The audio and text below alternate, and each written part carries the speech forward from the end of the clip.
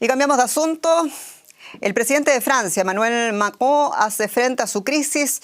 Defendió este día su decisión de forzar una impopular reforma de las pensiones que eleva la edad de jubilación de 62 a 64 años y que entraría en vigor a finales de este año.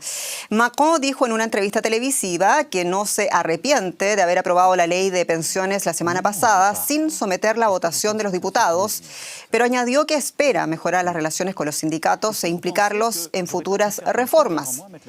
La tensión sigue siendo alta en las calles de Francia, con 6 noches de protestas consecutivas en varias ciudades y cientos de detenidos, principalmente en la capital, en París. Los sindicatos convocaron a otra amplia movilización para mañana. Y Macron, sin embargo, insistió en que este cambio era necesario. Vamos a escuchar las palabras del presidente de Francia. Ahora que hablo con ustedes, ¿creen que me alegra aplicar esta reforma? No.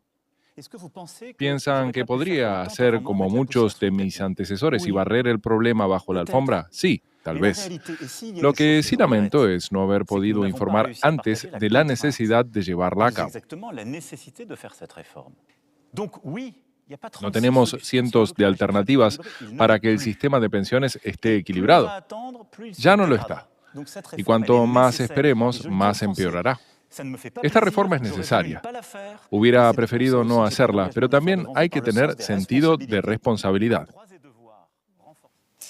Y Ana María Ospina, periodista, con los detalles hasta ahora en París. Ana, saludo. Y veíamos, Macron no da pie atrás a su reforma. ¿Cómo se lo han tomado los sindicatos?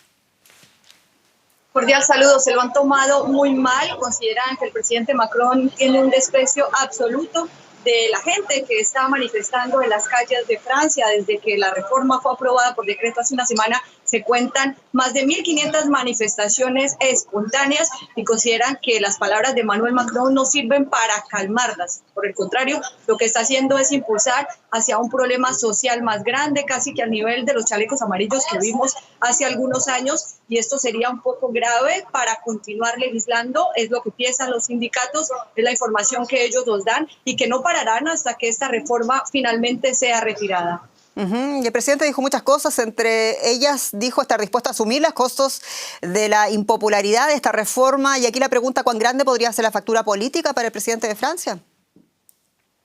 Para evitar que le fuera muy alta, él dejó claro que por constitución no puede ser reelegido, es decir, se salva de alguna manera de un castigo del voto de forma directa. Sin embargo, puede ser castigado su partido político Renacimiento en las legislativas, o un nuevo representante de ese partido considerado de centro, más bien tirando a la derecha, dicen algunos analistas. Ese podría ser uno de los costos. Otro, que no pueda seguir haciendo todas las reformas que tiene planteada. La próxima sería una reforma a la inmigración que tiene que entrar a debate, que ya fue aprobada en el Senado, pero su paso a la Asamblea, el miedo que vuelva a decidirse por decreto, por este artículo 43.9, hacerlo de alguna manera, pues ya impediría que el debate se siga dando y que esto le podría costar, es decir, que le va a quedar muy difícil continuar a hacer sus reformas por lo ocurrido con esta reforma a las pensiones, que todavía pues no ha dado la última palabra, porque en ese momento está en el Consejo Constitucional y en unas 3 semanas más o menos tendría que pronunciarse si está de acuerdo o no, si la acepta o no. En caso tal que la acepte,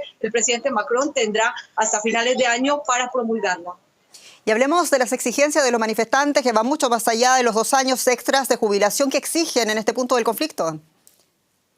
Lo que a ellos más les preocupa es que tenga que pasar de trabajar 42 años cotizando a 43 años cotizando, es un año de más, sobre todo que podría afectar a las personas que tienen trabajos más penibles, más complicados, que hasta ahora con la actual actividad de pensiones, pues disfrutan de como ciertas gabelas, se pueden jubilar un poco más jóvenes, tienen algunas fechas o algunos meses que pueden ganar por su tipo de trabajo. Todas estas partes especiales que tienen ellos se pueden perder. Estoy hablando de las personas que trabajan, por ejemplo, en el transporte, o los que recolectan basura, por mencionar algunos. Ellos perderían esos beneficios y por eso particularmente estos sindicatos son los que salen a manifestar.